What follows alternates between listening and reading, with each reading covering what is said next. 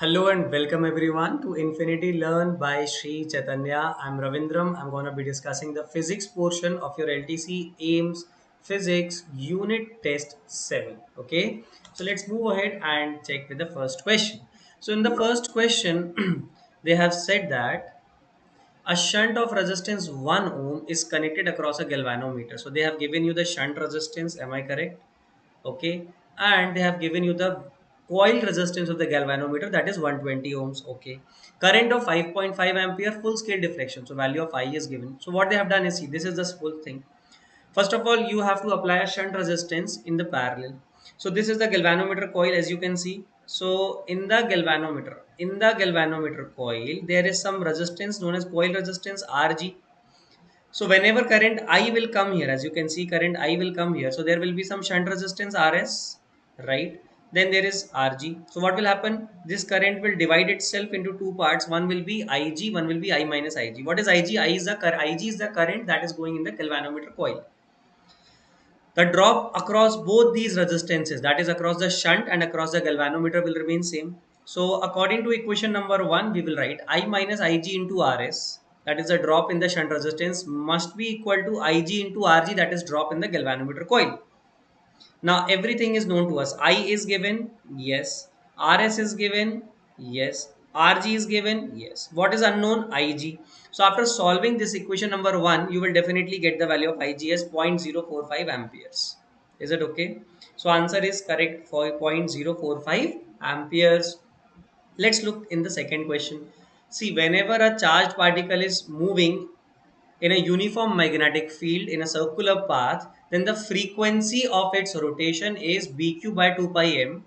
From here we can say that this frequency does not depend upon the speed of the particle. It is directly proportional to b, is directly proportional to the charge, and is inversely proportional to mass, but is independent of speed. That's why first option is correct. Let's move on to the third question. So here they are saying there's a heater boils a certain quantity of water. That means the amount of water is fixed. So the amount of heat that is given to the water is also fixed. So delta H, that is the heat, is fixed. In time t1, another heater boils it in time t2. Now, how many things are fixed that we need to understand? Number one, amount of heat is fixed. Number two, the battery that we are using is fixed.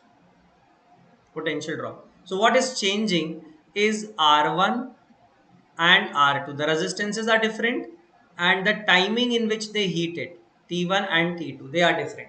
So going with the first equation, as you can see here, delta H is equals to V square by R1, that is the amount of power consumed, into T1 will give you the total amount of heat produced. So from here we can say delta H is fixed, V is fixed. So R1, so that means T1 is directly proportional to R1, as you can see here. Now let's come to second equation. Second equation, the amount of total heat that has to be given to water is what? V square by R2 into T2. Now V is a fixed quantity. Delta H is a fixed quantity. Again, we can say that time T2 is directly proportional to R2, right?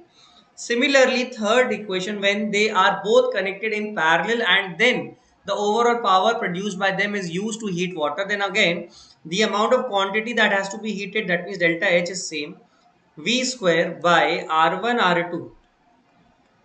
Okay, V square by R1 R2, and see what is this?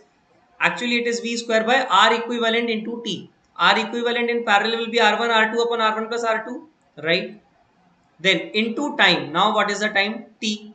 So from here we can say T is directly proportional to R1 R2 upon R1 plus R2.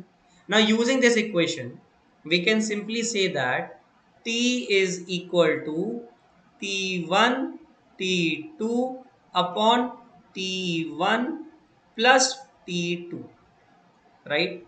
So using equation 1, 2 and 3, we can finally derive this. So second option is correct. Do you understand? Question number 4. So initially there are two wires in which the current is in same direction. So whenever two current carrying wires are placed parallel to each other and carrying currents in the same direction, they attract each other. So the force on the first wire will be like this. And this force is equal to mu naught I1 I2 upon 2 pi d. First one. Now second one, if you see, the new force, when the distance between them has been increased to 3D and the current in one of them is doubled in magnitude and reversed in direction. right? So what will happen? Doubled in magnitude, reverse in direction. That means force will be in opposite direction now. So definitely force will be negative of the previous one. Mu naught I1 into 2I, 2 upon 2 pi into 3D, because the distance is 3D and the current is double now. So it will become minus times 2F by 3. That is why fourth option is correct. Coming to question number 5. So it's an adiabatic process in which an ideal monatomic gas, the initial temperature is given and it is expands to 8 times its initial volume, right? What is the final temperature? So we will use this equation, TB to the power gamma minus 1 is constant. For a monoatomic gas, everybody knows gamma is 5 by 3. So putting every value here, you can see the answer you will get is 75 Kelvin, right? Put every value very carefully and get the right answer. Question number 6. So what you can do is you can pause the video here and see the solution, and then I guess most of you must have done this. During an isothermal expansion, a confined ideal gas does 150 joules of work. See, isothermal means delta T is 0, right? Sorry, delta T is 0 because in isothermal process what happens? The temperature doesn't change. So change in internal energy is 0. So whatever delta Q is there will be equal to work done. So whatever work is done, that will change the heat involved in the process. So if work is done by the gas, so obviously it must have done on the cost of the energy. So heat energy is used here. So 150 joules of heat is added to the system and it does 150 joules of work. That's all. Simple. Because it's not going to change, this heat that is being added is not going to change the internal energy here. Question number 7. So very good. Use this formula, Cp minus Cv is equals to R. Cv is given. So what is Cp? Cp is R plus Cv. Do you get this idea? Fantastic. So question number 8. A Carnot engine absorbs 750 joules of heat energy from a reservoir. Okay. So what they have given us is Carnot engine absorbs this. So Q1 is given to us, energy absorbed. Q2 is given, energy rejected. We know that in Carnot engine, Q1 by Q2 is directly proportional to T1 by T2 or is equal to T1 by T2. So let's put the things very carefully. Temperature must be used in Kelvin. So not 147 degrees Celsius. You have to use 147 plus 273 Kelvin. Now on solving, T2 comes out to be 280 Kelvin. Finally, your answer is 280 Kelvin or 7 degree Celsius. Do you understand? Question number 9. They want us what is the net work done. So in the net work done in a pressure volume graph is the area under the curve, complete area. This complete area we want. So this is half into base, half into base into height. So what is base? Proper unit 7 minus 2 into 10 to the power minus 3 meter cube. What is height? 6 minus 2 into 10 to the power 5 pascals. Now put it, get the right answer, 1000 joules. Question number 10. Now what they have done is they are saying 10 liter of water per second is lifted from the well through 20-meter height. That means whatever pump is being used, it is working to bring water to a height of 20-meter and also giving it a kinetic energy enough to have a velocity of 10 meter per second. That means whatever pump is being used here, it is used for two purposes. First, to lift the water, that means work against gravity, giving its potential energy. Second, giving it velocity, that means giving it some kinetic energy. So we will say that first of all, what is the volume per second that is coming up? That is, you can see the step number 1. The volume per second is 10 liters per second. So what is the mass that is coming up in 1 second? Density into volume flow rate. Density into volume flow rate. So what is density? 1 kg per liter of water into 10 liter per second will become 10 kg per second. That means the pump is supplying 10 kg of water in 1 second. Okay, it is what? 10 kg per second. Now, what is the work done? Work done is delta M. Let's say delta M of mass. Let's say delta M of mass is being brought up by the pump. Up to what height? A height of 20 meters. And this water is getting a velocity of 10 meters per second. Now, you will say delta mgh is the work done against gravity, half delta mv square is the kinetic energy given. So, this is the total amount of work done. Take out delta m common, gh plus v square by 2. So, delta m into 250. Delta m into 250. So, you will say power is what? Work done upon time taken. So, delta m by delta t into 250. Right? So delta m by delta t, how much is that? Delta m by delta t is given. We just found out 10 kg per second. Put the value. So answer is 2500 watts, which is 2.5 kilowatts. So which option is correct? Second option is correct. Understood? Now let's take a look here in the 11th question. So they are saying a man speeds up by 1 meter per second. Its kinetic energy increases by 44%. Okay. So initially its kinetic energy is k half mv square. Now it becomes 44% more. That means 1.44 k half into m into v plus 1 square. So solve it and get the value of v. It's very easy, right? Take the ratio, cancel k and k will get cancelled. Half m and half m will get cancelled. You can easily see. Now truck accelerates from V to 2V, work done during this is C. When it accelerates from V to 2V, so work done is W1. Okay, work done is W1. That is how much? Half m into 2V whole square. That is final kinetic energy minus initial kinetic energy. And if suppose what we want to find out how much work has been done in order to accelerate it from 0 to V, because these kind of options are given. So let's find out how much is that. Half mv square minus half m into 0. So from here we can clearly see this is what? This is 3 by 2 mv square, and this is what? This is half mv square. So clearly W1 is 3 times W2. So which option matches? The first option matches. Question number 13. A body thrown vertically upwards attains a maximum height small h, right? At what height will its kinetic energy be 75% of its initial value, right? Now, first of all, what is the kinetic energy given when it is at the bottommost point? Let's say k, and its velocity suppose v naught, and it is going to a maximum height of h, right? So we will say k, and initially what is potential energy? 0. So what is total energy? K plus p, half m v naught square plus 0. And at the topmost point, what is the total energy? You will say k plus p again, that will be 0 plus mgh. 0 plus mgh. So what will happen? From here you can say that half m v naught square is equals to mgh. This is your total energy. Now, so at any moment, the total energy will be this only, right? So let's take at a height h dash, the kinetic energy is 3/4 of its initial kinetic energy.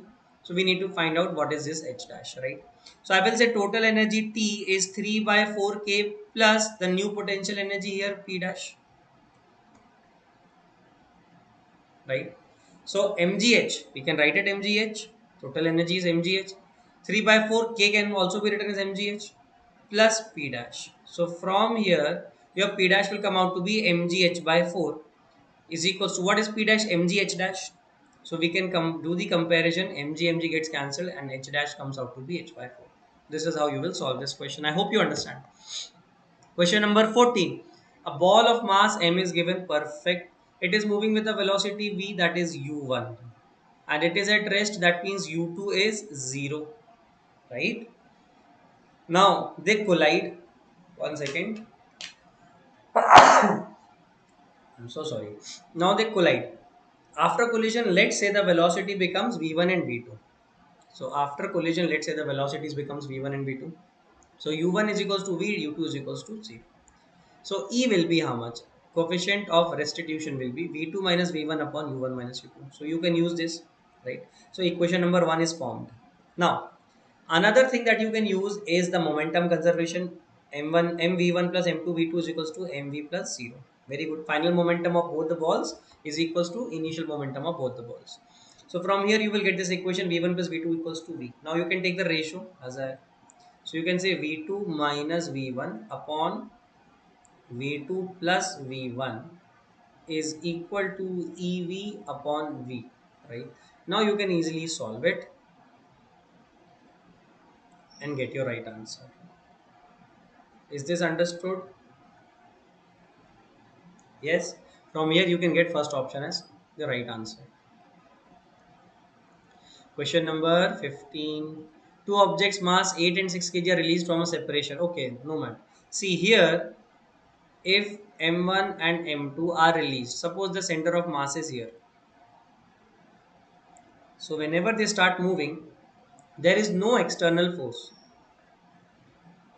and we know that only external force is capable of giving acceleration to center of mass. Internal forces cannot move sorry, cannot accelerate the center of mass. So definitely m1 m2, no matter where they come, even if they come here, m1 here and m2 here, then also the center of mass will remain here itself, it will not change its position. So that is why fourth option is correct. Now here they want us to find out the moment of inertia about this axis. So we need to find out the distances. So this particular mass, let's say m1, this is at the axis, this is lying on the axis, so r1 is 0, right? This is m2. What is the perpendicular distance? A by 2. This is r2. And this is r3. That is for mass m3, right? This is m2 and this is m3. So you will say, sir, overall moment of inertia will be what? M1 R1 square plus M2 R2 square plus M3 R3 square, yes or no? So this is 0, M into A by 2 whole square plus M into A square. So what is the answer? 5 by 4 MB square. Got it? Question number 17. A solid sphere is rolling without slipping. If it is rolling without slipping, that means if this is V and this is omega, V equals to R omega. So obviously it is having some rotational kinetic energy as well as some translational kinetic energy. So rotational is half I omega square, I is 2 by 5 mr square and omega is V by R. Put the values. Kt is always half mv square. Take the ratio, you will get your answer. An automobile engine develops 100 kilowatts of power. So power is what? Tau into omega. Just like power is force into velocity, similarly power in rotational dynamics, it is torque into angular velocity. Moment of force into angular speed. Got it? So put the values. It is 100 kilowatts. Kilowatts, so multiply 1000 also. Then tau into 1800 RPM. So 1800 into 2 pi by 60 radians per second. You have to convert this rotations per minute into radians per second. This is how you will get the final answer. Question number 19. Now a galvanometer coil has a resistance of 15 ohms and the meter shows a full scale deflection of current of 4 milliampere. That means they have given us two things. One is Rg, another one is Ig, full scale deflection current of the galvanometer coil.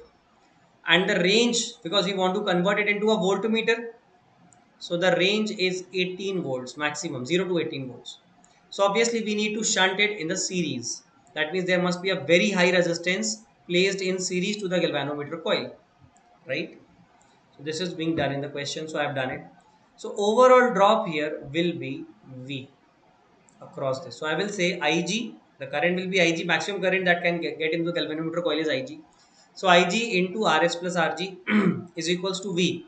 So we know the value of Ig, we know Rg, so we just write it like this and then solve it and you will get the exact answer, that is 4485 ohms. Clear? Question number 20. Circular coil of 70 turns. So number of turns is given, everything is given. So it is placed somewhat like this. This is the magnetic field and this is the magnetic moment vector of the coil, right? Now we know that what is the torque vector m cross vector b. So tau is what? Mb sin theta. M is what? Magnetic moment. What is magnetic moment? It is NIA. Can you see? M is NIA. Ni into A. N is number of turns, I is current. What is A? Pi r square.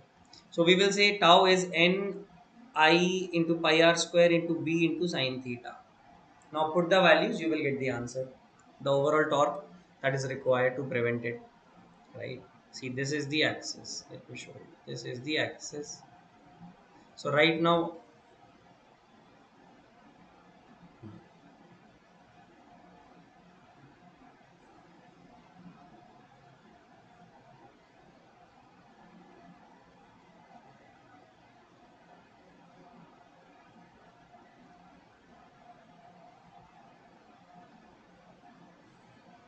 okay.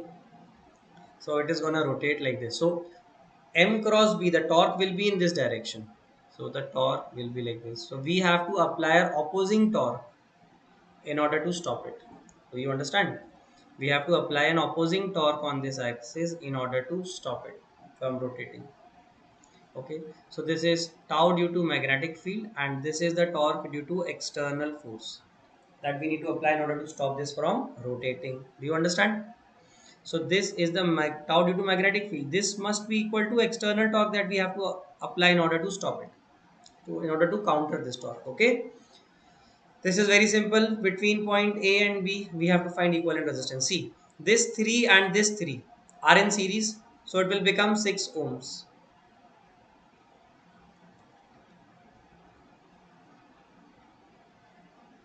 And this is another 6 ohm.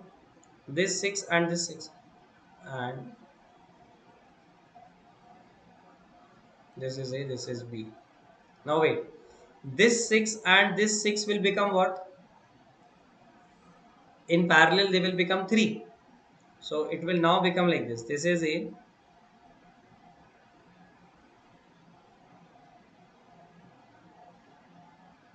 this is B. So this is 3, this is 3, this is 3. Now these 3 and 3 will become, now this 3 and this 3 will become 6. So it will look somewhat like this.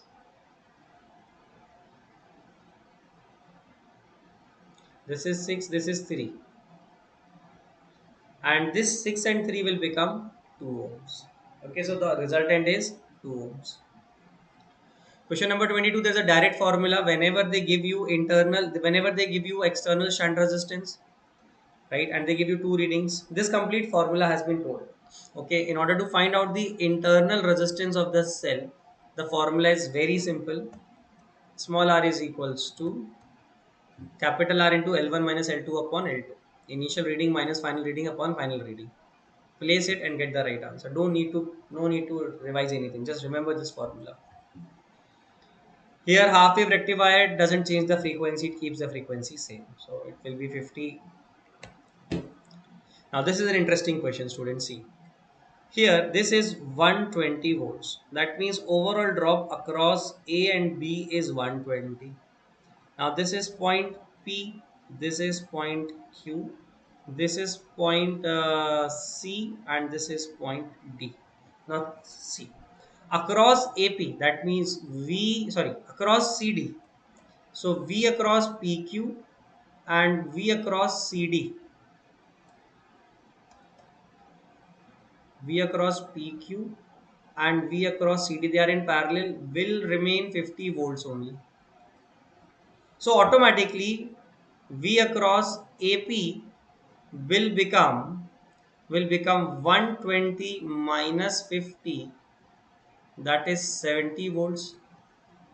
So technically you will say that here the drop is, sorry, this is 70 volts and this is 50 volts. Do you understand? Now we know the resistance, we know the potential drop across it, so we can easily find the current. So let's say this is I, let's say this is I1 and this is I2. So here I have solved it. I1 is what? 50 volts upon 10 kilo ohms. So it is 5 milliampere. What is I? 70 is the drop upon current is 5 kilo ohms, 40 milliampere. So what is I2? I minus I1, that is 9 milliamperes. Do you understand this? So a very simple question upon Zener diode. Question number 25. Okay, in the transistor, what is power gain? Power gain is always equal to resistance gain, current gain square into resistance gain. That is Ig square into Rg. So what is Ig? Current gain is what? Current gain is beta. That is given square into. Resistance gain is delta R output upon delta R input. They have given every value, put it. This is what 5000. So it is something like this. 62 square into 5000 upon 500. So it will be 3844 into 10. So this will be your power gain. That is first option. Now this is an interesting fact. So what we want is this. Can you see?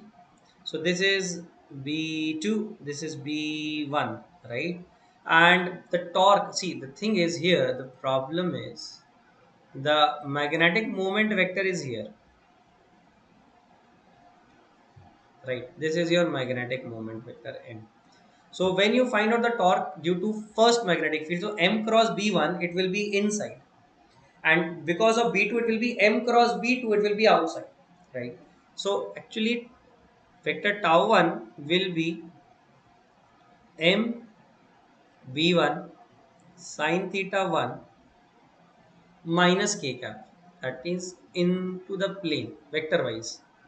And vector tau 2 will be m b2 sin theta 2 into m cross b is coming out plus k cap. So they are in opposite nature. So if you add them, the total will be 0. So we will say magnitude wise they are same. So just put the values, get your answer. Okay, theta 1, theta 2 I have written there. This will be your theta 1 and this will be your theta 2, 45 degrees. Okay. Question number 27. A short bar magnet is placed in a magnetic meridian. So the short bar magnet is placed like this.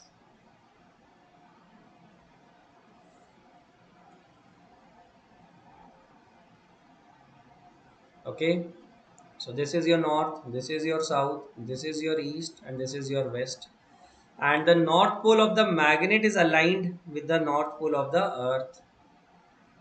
Magnetic north of the earth. Okay. So like this. Okay. What we know is we want to find out at a distance, suppose r, what is the magnetic field here. So we know that it will be in opposite direction. What is the formula? We directly know the formula. Mu naught by 4 pi into m upon r cube. Put the values, get your answer. Everything is given. Now, what you want is they are saying that this magnetic field is actually cancelling out the horizontal component of earth there. We are getting a null point over there, right? Like this. So this is your BH. This is your magnetic field which is produced. So you just have to do one thing. You have to say that mu naught upon 4 pi into m upon r cube. This is the magnetic field due to equatorial position, not axial. This is the equatorial position, right? Must be equal to BH in order to get the null point, right? So this is how you solve and you get your right answer. 28. Two bar magnets of the same mass. So the mass is same length and same breadth. Having, that means same moment of inertia they have. Having magnetic moments m and 2m are joined. So let's say overall moment of inertia will be I. So in the first case they have joined it like this. This is m1 and this is m2. So obviously we will add the total moment magnetic moments, and t1 will be 2 pi root over I by 3 mb. In the next case they are saying that one of the magnet has been kept as with reversed polarities. So this is m1, another one is kept like this m2. So obviously it will be m1 minus m2, so it will be 2m minus m root over, so it will be 2 pi root over I by 2m minus m, that is mb, right?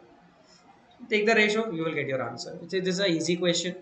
Question number 29, they have given you the earth's horizontal magnetic field.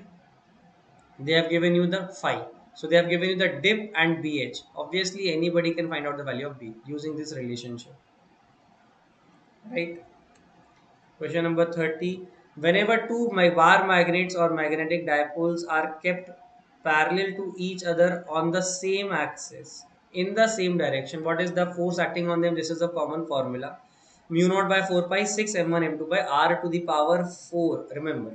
So this force between the two magnetic dipoles is directly proportional to r to the power 4. Then you take this ratio. F2 by F1 will be this, and solve it and get your answer. You can pause the video and check it, no problem. A glass prism. Okay. See, the thing is, dispersive power is angular deviation upon mean deviation. So what is angular deviation? Theta, that is delta. Deviation of blue light minus deviation of red light. And what is mean deviation? Generally, mean deviation is regarded as the deviation of the yellow light, or sometimes mean deviation is regarded as delta B plus delta R by 2 if they don't mention anything. Okay, so here you can see this everything is written here. Okay. Now what we have to do, we just have to take the ratio. So omega 1 by omega 2. So what is omega 1? 12 minus 10 upon mean is the mean of 10 and 12 is 11 into omega no delta blue minus delta this 10 minus 8 upon deviation is, sorry, mean is 9. So you take this, find out, answer is 9 by 11. Got it? I hope you understand this. Question number 32, it's very easy. This is angle theta 45 degrees automatically. Why? Because this is 90, this is theta, so this is theta, so this is 90 minus theta, this is, all angles are theta, which is equals to 45 degrees. So we have to ensure that this angle of incidence theta, this must be greater than the critical angle of incidence of this particular prism with air. Outside is air, right? So mu is 1. So what is this? Theta is 45 degrees, must be greater than IC. What is the formula of critical angle of incidence? Sine inverse 1 by mu. So sine 45 is greater than 1 by mu.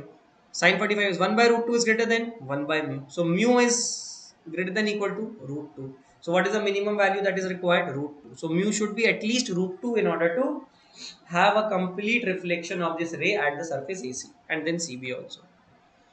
Now the convex lens and a concave lens are placed in contact as it is shown here.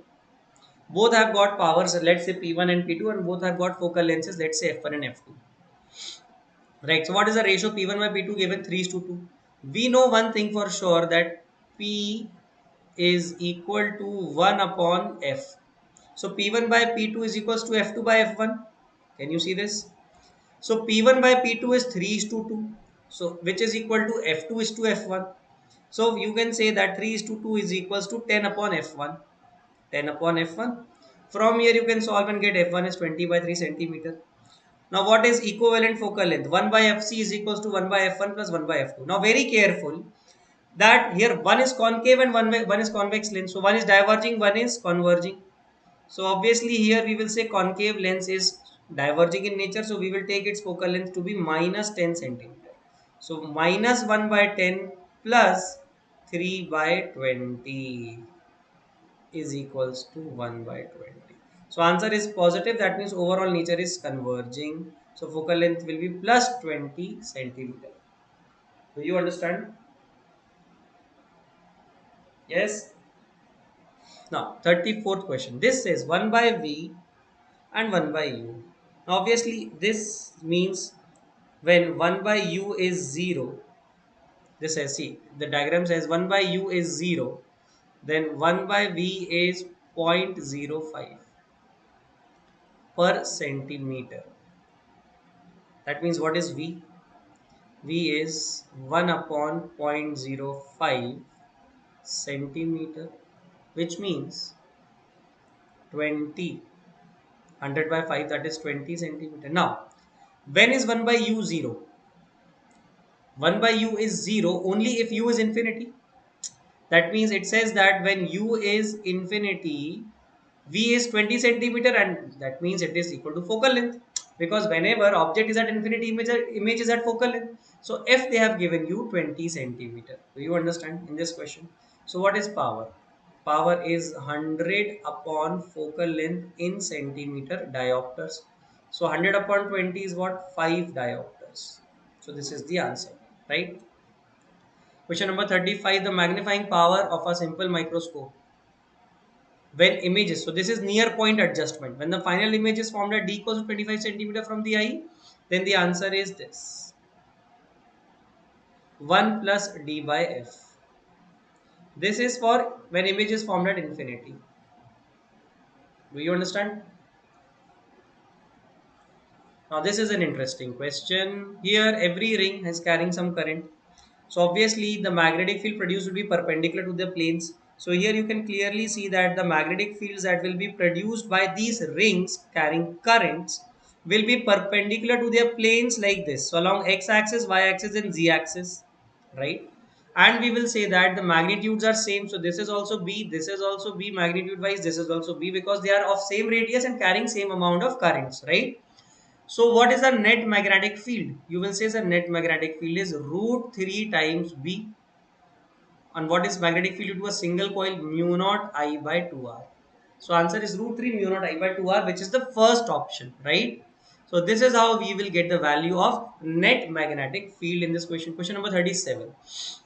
There are 48 cells. So let's say there are how many cells in one row? N cells or n internal resistances in one row. And how many such rows are there? There are m rows, right? So you will say n into m is equals to 48, right? Now this is done. Now we want maximum current through external resistance, which is possible only if R equivalent is equals to capital R. Now what is R equivalent? R equivalent is, see, for one row, what is the equivalent resistance? R by N. How many such rows are there? Sorry. NR. And how many such rows are there in parallel? M. This must be equal to R. So I guess they have given you enough information. So N by M into 1 is equals to 3. So we can say that n is equals to 3n. So this is your equation number 2 and this was your equation number 1. Now using this we can solve it, I guess. N equals to 3m, so 3m into m is equals to 48. So m square is equals to 16, m is equals to 4. That means 4 rows are there and how many cells in one row? N is equals to 12. So 12 cells are there in one row and 4 rows are there. So 12 cells in series and 4 such groups in parallel. Second option is correct. 38. The circular coil of a galvanometer has 50 turns, right? So they have given N 50 turns. They have given the radius. They have given the magnetic field. The torsion coefficient of the hairspring on which the coil is hanging. So they have given us K theta. Okay. Determine the deviation. That means they want us to find out theta. And they have also given us the amount of current. So they have given us current, number of turns, R, magnetic field, torsional spring constant, and they want us to find out the angle of deviation. See, we will say that the torque experienced due to magnetic field must be equal to the torsional torque that is experienced due to the elastic properties of the spring. Now TB is what? NIAB. This is what? This is K theta into theta. So what is deviation? You will say N into I into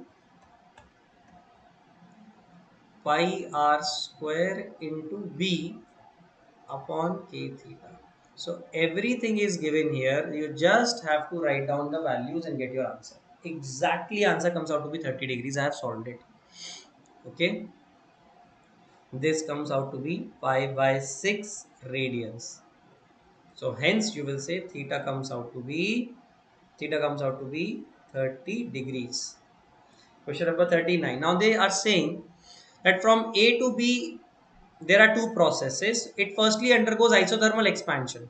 So when isothermal expansion takes place, obviously pressure will fall. Yes or no? Why? Isothermal means temperature is constant. So pressure is inversely proportional to volume. So if volume increases, pressure falls. So pressure is falling in this option. Pressure is falling in this option. Pressure is falling. No. Third option is absolutely wrong. It's not possible. But fourth option also the pressure is falling. Now second line, that then the volume is reduced back to V at constant pressure. Constant pressure means the line should be parallel to volume axis because pressure is constant. So here this might be right, this might be right, this is already wrong. Now this is also wrong. Why? Because it is not a straight line. The line should be like this. Now A2, now this the first process is isothermal process. This is isothermal process does not look like this. This is an isothermal process. Are you understanding? It's not a straight line like this. So this is also wrong. So which option is correct? Second option. So this is isothermal expansion and this is isobaric compression. This everybody knows. Vector F dot vector delta R, do the dot product. What is delta R? Vector R2 minus vector R1. This is your vector delta R. Put it, get your answer. Question number 41. The area under this graph will give you, this area will give you the work done. And this work done will give you change in kinetic energy, which will give you final minus initial kinetic energy. Right. So we will say that half mv final square is equals to work done plus half mv initial square. Now what is work done? Area. Do you have any idea about the area? It is trapezium. We can find out the area, right? And then get it. Okay. 42. Again, simple. Let's say m1 is moving here with the velocity u1 and m2 is here such that u2 is 0. Now after collision, m1 moves with v1 and m2 moves with v2. What they have given is E equals to 1 and m1 u1 must be equal to m1 v1 plus m2 v2. So this is one equation that you can use. Another equation that you will use is this. E is equals to v2 minus v1 upon u1 minus u2, that is 0, right? Oof. Now what is the fraction of energy lost? What they need is this. This is equation number 1 that you can use. So this will be equal to 1. This is equation number 2 that you can use. Third, what they need is this. Fraction of kinetic energy lost by m1. So you will say half m1 v1 square is a new kinetic energy. So what is the lost kinetic energy lost? Is this. Initially is half m u1 square minus half m v1 square upon half m u1 square. So ultimately you want this 1 minus v1 square upon u1 square. Now this you have to figure out, right? Now this we have to figure out. So we have to eliminate v2 completely and find out the ratio of v1 by u1. So this will be our aim in this particular question. We have to eliminate v2 completely and find out the ratio v1 by u1. That if we are possible, that if you are able to do, you will get the answer to this particular question. Do you understand? I would really appreciate that you try it on your own. Okay. It's just a calculation from here now and you can do it. Question number 43. Like this is the formula. Whenever some mass is removed, center of mass of the remaining portion is m1 r1 minus m2 r2 upon m1 minus m2. M1 means the original portion, complete sphere. M2 means this removed portion, right? So what is M1? Capital M. What is M2? M2 is M by 8. How do we know this? See, we will say M2 is total mass upon total volume 4 by 3 pi r cube. 4 by 3 pi r cube into volume of the removed portion, that is 4 by 3 pi r by 2 whole cube. So technically it becomes M2 becomes m by 8. Do you understand? Now you know everything. Now R1 is the position of the center of mass. Initially it was here because it was a uniform sphere. R1 is 0. Let's assume this to be origin. Let's assume this center to be origin. So what is R2? R2 will be minus R by 2 because its center of mass is here. Do you understand? So R2 will be here. So you will put the values now and get your answer. Very easy. You will say, sir, RCOM will be 0 minus m by 8 into minus r by 2 upon m minus m by 8. So it will become minus r by 14 or plus r by 14. R by 14 it should come out, right? It will come out to be r by 14.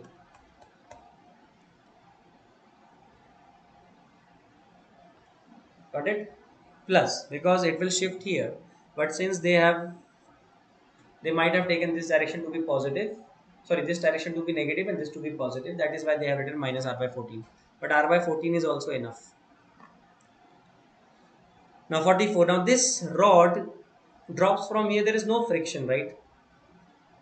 So what will happen? The center of mass will come in exactly like this. So the potential energy lost is mgh, and this rod actually comes rotating about this particular axis right now. This is what IAOR, right? Because the velocity of every particle will be in this direction, right? Okay. So this is instantaneous axis of rotation. So it is rotating with, let's say, omega. So the potential energy lost is equals to gain in kinetic energy, and the kinetic energy right now will be absolutely rotational. Why? Because right now about this instantaneous axis of rotation, it is rotating. So height, center of mass was initially here, L by 2 height, and now it is here. So mg L by 2 must be equal to half into moment of inertia about this axis is ml square by 3 into omega square. You put every value and the answer comes here like this. Clear? So here this is meter bridge. So initially we will say 5 upon I L1 is equals to R upon 100 minus L1. Can you see this? Now, after changing the resistance from R to R by 2, from R to R by 2, it becomes 1.6 L1. So it will be like this. Can you see it? Taking the ratio, solve it, you get the value of L1 first. Okay, L1 comes out to be 25 centimeter. And then you solve for R comes out to be 15 ohms. This is how you will solve it. 46. Now, the thing is, when you talk about a potential PN junction, so the potential barrier is like this. Here, the potential barrier. So here you have already applied a battery in order to give a potential difference, right? And this is like this. So it is opposing this overall. Okay. So this is, let's say it is V naught. So what you want is this. The potential difference that you want is overall how much potential difference you want, or what is the current. Okay. The current is this. The barrier potential junction is zero point 0.4 volts. So this is the battery. Zero point 0.4 volts we have to overcome. Right. What is the minimum EMF of the cell which can be used in a circuit if the resistance of 300 ohms is connected in series? Okay, bye. So resistance of 300 ohms is connected in series. And what is the current in the circuit? I is given for 5 milliampere. That is 5 by 1000 ampere. Right. So what we need to do is, we know the current. Right. We know the current. So we will say that EMF minus zero point 0.4 is equals to I into R. That is 5 by 1000 into 300. That is 1.5. So EMF minus zero point 0.4 is 1.5. So we will say EMF is equals to 1.9 volts. Are you getting an idea? 1.9 volts. Second option is correct. This is a very simple question. You must have done this many times in your copy. So this is A. So here it is A. So this is what? A NAND gate. This is what? A OR gate. This is again a NAND gate. Okay. So carefully see. So this is A going here. This is B going here. And this is B coming here. Now here this is what? A, B completely bar. Here also and here also. Right. Then final outputs you will find out. So you will say this is what? A dot AB bar, and this entry will be what? AB bar plus P. Now what you have to do is, finally Y will be equal to A dot A dot B bar dot, it's a NAND gate, right? It's a NAND. So since it's a NAND, so it will be completely bar here, you know, it's a NAND gate. So you will say this dot A dot B bar plus B. Solve it, and then your answer will be A B bar, right? Or what you can do is you can just put the values and then check it. That means you draw a table like A, B, and Y, right? And match with all the options, right? Let me give you the method. What you can do is this A, B, and Y.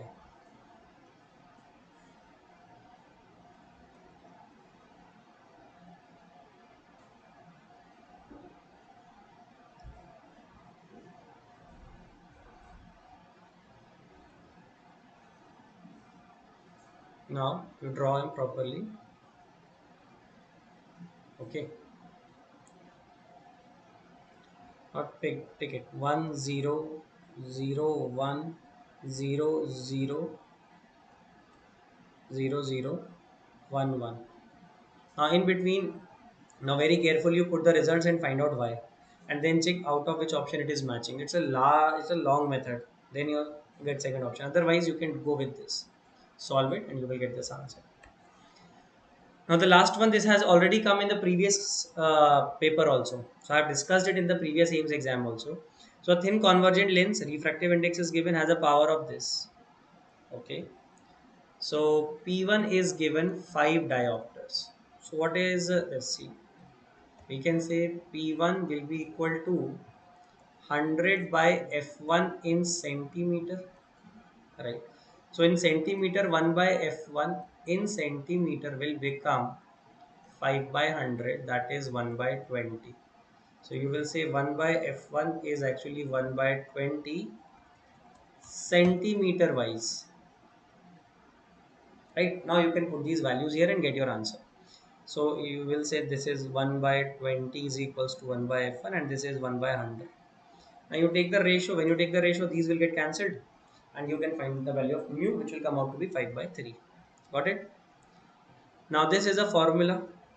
In this question, they have given you the focal length, they have given you the value of u, and they have given you the velocity of object with respect to mirror, and they are asking for velocity of image with respect to mirror. So there is a clear cut formula, everybody knows this formula, minus m square.